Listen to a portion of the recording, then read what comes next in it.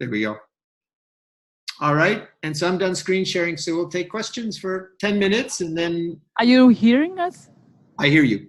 Okay, so although I, in 5 minutes, upgraded my Zoom personal room, we just received the notice that we only have 10 minutes, so probably the connection will fail.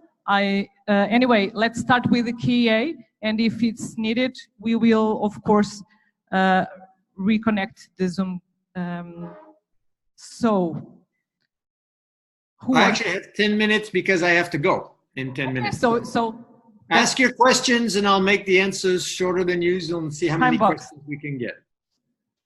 Who wants to be the first? No pressure. No pressure.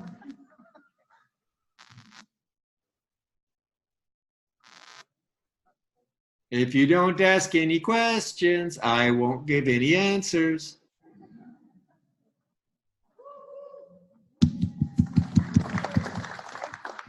Hello, great to have you here. Thank you very much for the opportunity.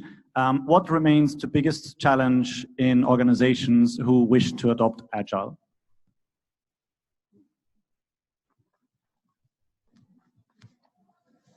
There are two things on my mind. And the first is the obvious one, is that people are trying to protect their territory. They're trying to protect their income. They're trying to protect, whatever their power is.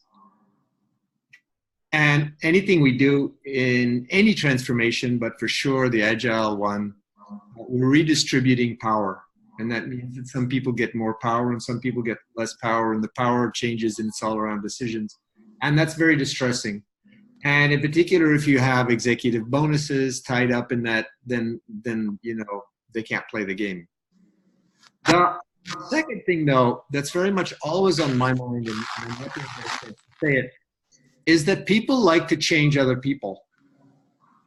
And there's a category of questions in the entire organizational transformation industry, which in a sense I participate in because I give this talk, but in another sense, I'm totally against the organizational transformation industry, because it's a bunch of people who say, tell me how to make those people over there work the way that I want them to, even though they don't want to.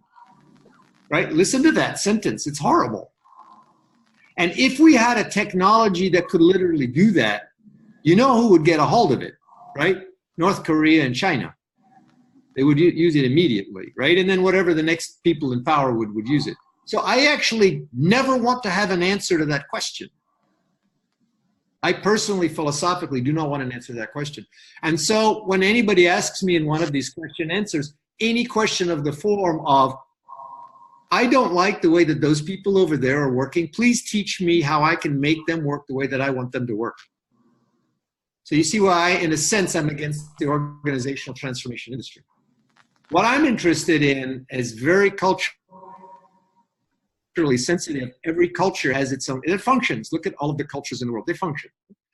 Is there a way to get the people happier and more effective using their own rules in their own culture, in their own way?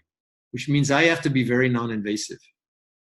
So when you ask about what are the big problems, the two problems, the first problem is Agile people are saying you non-Agile people are bad, you have to work the way that we want you to work, and I'm against that. And the second thing is all of the turf protection, self-protection stuff, which is natural and obvious. That's don't want to get stuck on that question. That was lovely. Can we get somebody else who will pick a second question so we can get a couple? Yeah, right there. Hi, I love that data, and I want to know what is your opinion about the use of data to decide to take decisions in Agile projects. For example, the decisions you were talking about before, and how can we use be a smart use of data in these projects? That's very good. It happens to be that data mining and statistics are my blind spot, my weak spot, so I don't know too much. It depends what you're getting data about. I'm highly cynical and skeptical about data around the efficiency of teams. I think that's very suspect, highly suspicious. However, the data that comes from, let's just take software now, but because I know that, usage of software. So you do early probes, clicks on the website, early deliveries. Not my specialty is to look at the data, but I have a deep admiration for the people who use the data to do a hypothesis testing. Like, we think if we did that, people would, pick up on it or respond like this. They put something out, they measure it, and then they go yes, no, yes, no. So that hypothesis testing on the effect of your delivery is really excellent. I'm not an expert, right? So I can only say I watch all of those people. On the other hand, anything that says we're going to use data to measure the efficiency of this group so we can tweak these knobs and make them work harder or something, then I'm skeptical of that. So there's two ways you could take data. I answered both of them, so we can get another question.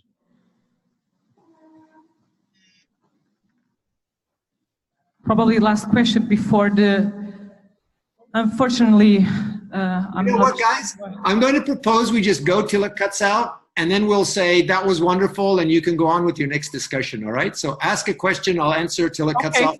Say goodbye now. And then when it goes, it's gone. Yes. So thank you so much for accepting this brief conversation. Last question. We can all stare at each other for the last 30 seconds, or you could ask a question. Here. Hi, nice to meet you. What do you think of all these Agile super mega certifications? Well, certificates is interesting. Let's see if I can get that answered before we cut out. It would be really funny if it cuts off in the middle, of my answer. So I'm for it and against it. And the reason, largely I'm against it because, you go to 2 days and you're certified XYZ, and that's a nonsense, and everybody knows that. There's a weird thing, and I'm a certified Scrum trainer, so I give out CSM certificates. Quick, in case it cuts out, the other side is this, that companies have since forever needed certificates to prove that